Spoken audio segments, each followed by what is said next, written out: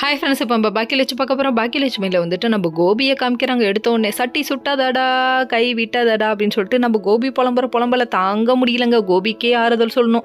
ஏன்னா ஒரு பக்கம் வந்து ராதிகாவும் ஒரு பக்கத்து குத்தி குத்தி காமிக்கிறத பார்த்தோன்னே, இப்போ என்ன உன்ட்ட நான் ஆறுதலாக இருக்கும்னு சொல்லி சொன்னேன், ஆனால் நீ ஆறுதல் பண்ணல, மேலே புண்ணை வந்து நெண்டி தான் விடுற, நீ எதுவும் நான் பேசவே வேணாம், உனக்கு எனக்கு எதுவுமே இல்லை அப்படின்னு சொல்லிட்டு கிளம்பி போயிட்டாரு.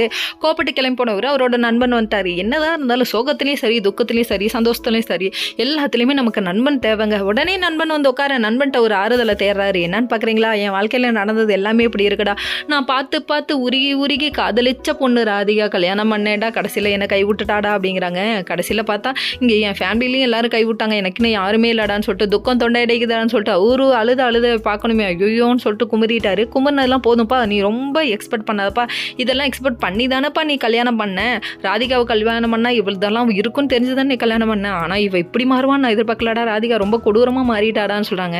கல்யாணத்துக்கு அப்புறம் எல்லாரும் மாறுறதுக்கான ஒரே விஷயம் அவங்கள சுற்றி நடக்கிற சூழ்நிலைகள் தாங்க.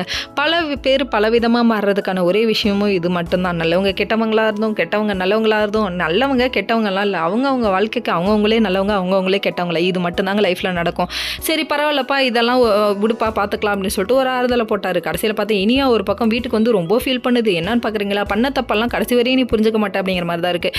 பாட்டியும் தாத்தாவும் நடக்க வச்சதில் பாட்டி கால் வீங்கிச்சு. இதெல்லாம் பார்த்தோன்னே கண்ணீர் வடிக்குது. நைட்டில் இனியா எல்லாரும் தூங்கிட்டாங்க. என்ன பண்ண போதோ தெரில, தப்பான முடிவு எடுக்க போதுன்னு நினைக்கிறேன். Okay friends, next video